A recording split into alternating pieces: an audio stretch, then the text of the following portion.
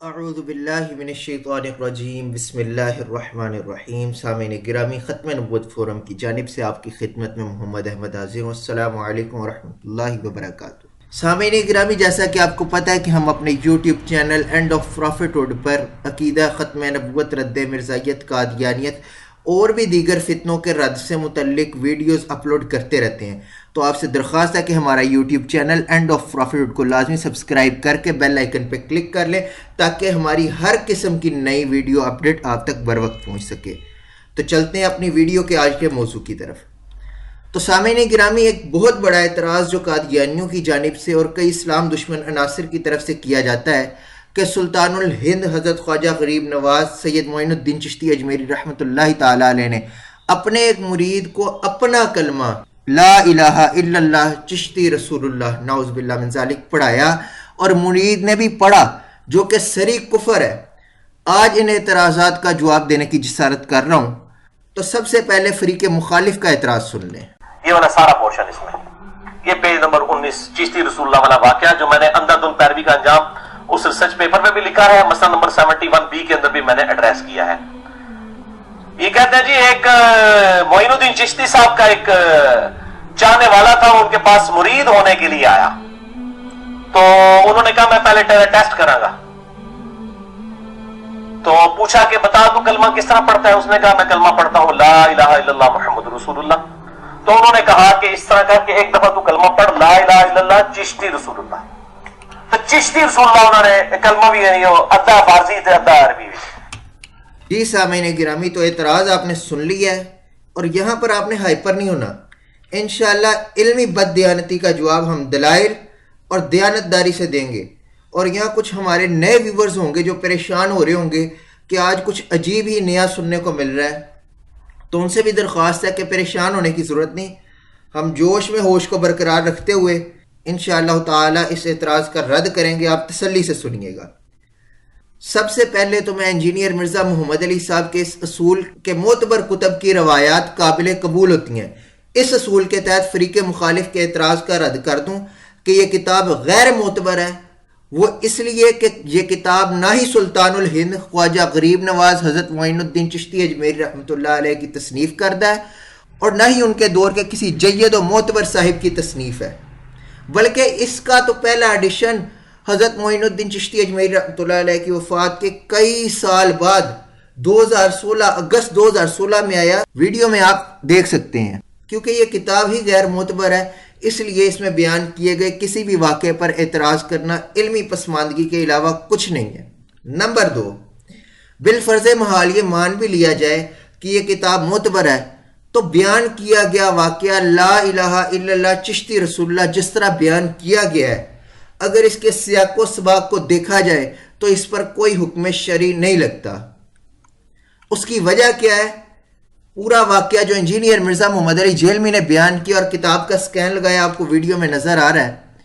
تو دیکھیں انجینئر مرزا محمد علی جیلمی صاحب نے جو سکین دکھایا ہے، اس سکین میں ایک عبارت بڑی عیاں ہے کہ جس کو دکھانے میں انجینئر مرزا صاحب نے کچھ بددیانتی کا سہارا لیا، اور وہ عبارت کچھ یوں ہے کہ لکھا ہوا ہے کہ شیخ صاحب اس وقت اپنی خاص حالت میں تھے. الفاظ پر غور کیجئے گا کہ شیخ صاحب اس وقت اپنی خاص حالت میں تھے. آپ نے فرمایا کہ جو کچھ میں تجھے کہوں وہ کہو اور بجا لاؤ، مرید کروں گا. تو پھر اس کے بعد انہوں نے اپنے مرید سے لا الہ الا اللہ چشتی رسول اللہ پڑھوایا. تو سامعین گرامی، بس یہاں لمبی چوڑی کوئی بحث نہیں رہ گئی. اب دیکھنا یہ ہے کہ یہ خاص حالت میں شریعت کیا حکم لگاتی ہے. تو معزز ناظرین اکرام، شریعت کی حدود و قیود عاقل پر لگتی ہیں. کسی ایسے بندے پر شریعت کی حد نہیں لگتی جس پر کوئی خاص کیفیت طاری ہو، یا کوئی خاص حالت میں ہو، یا کسی پر جنون یا غشی کی کیفیت ہو. تو پتہ چلا کہ شریعت کے احکام عاقل پر لگتے ہیں، مافوق العقل پر شریعت کے حکم نہیں لگتے. اپنی بات کو مزید تقویت دیتے ہوئے ایک حدیث مبارکہ پیش کرنے لگا ہوں جسے مختلف طرق سے روایت کیا گیا. متفقہ علیہ حدیث، محدثین نے اس حدیث کی سند کو صحیح کا درجہ دیتے ہوئے اپنی کتب میں نقل کیا ہے، اور بخاری اور مسلم میں بھی یہ حدیث مبارکہ صحیح درجے کی حدیث میں موجود ہے. انٹرنیشنل نمبرنگ کے مطابق بخاری شریف میں 6308 6308 اور مسلم شریف میں انٹرنیشنل نمبرنگ کے مطابق 6960 6960 نمبر پہ یہ حدیث مبارکہ آپ کو مل جائے گی۔ بخاری میں حضرت عبداللہ بن مسعود رضی اللہ تعالیٰ عنہ سے روایت ہے، جبکہ مسلم میں حضرت انس بن مالک رضی اللہ تعالیٰ عنہ سے روایت ہے۔ مسلم شریف میں کتاب التوبہ، توبہ کا بیان اور باب فی الحد علی التوبہ وفرح بہا، توبہ کی ترغیب دینے اور توبہ کرنے پر خوش ہونے کے بیان میں امام مسلم اسے لائے ہیں۔ حدیث پاک کا مفہوم ہے، نمبرنگ آپ کو بتا دیا ہے، چیک آپ کر سکتے ہیں کہ حضرت انس بن مالک رضی اللہ تعالیٰ عنہ بیان فرماتے ہیں کہ آقا علیہ الصلوۃ والسلام نے فرمایا کہ ایک شخص صحرا میں سے گزر رہا تھا اور اپنی سواری پر سفر کر رہا تھا۔ اس کا سامان تجارت اور مال اور کھانے پینے کا سارا سامان اس کی سواری پر تھا۔ صحرا میں سے گزر رہا تھا کہ اس نے ایک درخت کو دیکھا، درخت کے قریب اس نے اپنی سواری کو باندھا اور وہاں پہ آرام کے لیے بیٹھ گیا اور سو گیا۔ جب وہ سو کے بندہ اٹھتا ہے تو وہاں پہ اس کی سواری، جو اس کا اونٹ یا جو بھی سواری تھی، وہ اس وقت وہاں پہ موجود نہیں تھی۔ آقا علیہ السلام نے فرمایا وہ بڑا پریشان ہوتا ہے کیونکہ سارا سامان تجارت بھی اس کے پاس ہے، کھانے پینے کا سارا سامان بھی اس پہ ہی ہے، وہ سواری گم گئی ہے، بندہ نہ آگے جا سکتا ہے نہ پیچھے آ سکتا ہے۔ پریشانی کے عالم میں دوبارہ پھر اسے آنکھ لگ جاتی ہے، نیند آ جاتی ہے۔ دوبارہ جب پھر وہ اٹھتا ہے تو وہ قریب اپنے اس سواری کو پاتا ہے جس پہ وہ سارا سامان تجارت بھی اور کھانے پینے کا نظام اور سامان تھا۔ وہ اونٹنی کو اپنے قریب پاتا ہے اور پھر اتنا خوش ہوتا ہے کہ خوشی کی شدت میں اللہ تعالیٰ کا شکریہ جب ادا کرتا ہے تو خوشی کی شدت میں یہ بول پڑتا ہے کہ اے اللہ تو میرا بندہ اور میں تیرا رب، خوشی کی وجہ سے یہ غلطی ہوگی۔ آقا علیہ الصلوۃ والسلام فرماتے ہیں، حدیث پاک کا مفہوم ہے کہ جب بندہ توبہ کرتا ہے اللہ اس سے بھی زیادہ خوش ہوتا ہے۔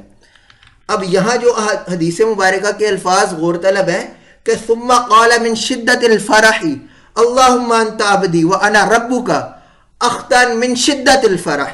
آقا علیہ السلام نے فرمایا کہ شدت فرح اتنی تھی کہ وہ بھول گیا اور اس نے اللہ کو اپنا بندہ اور خود رب کا رب بن گیا۔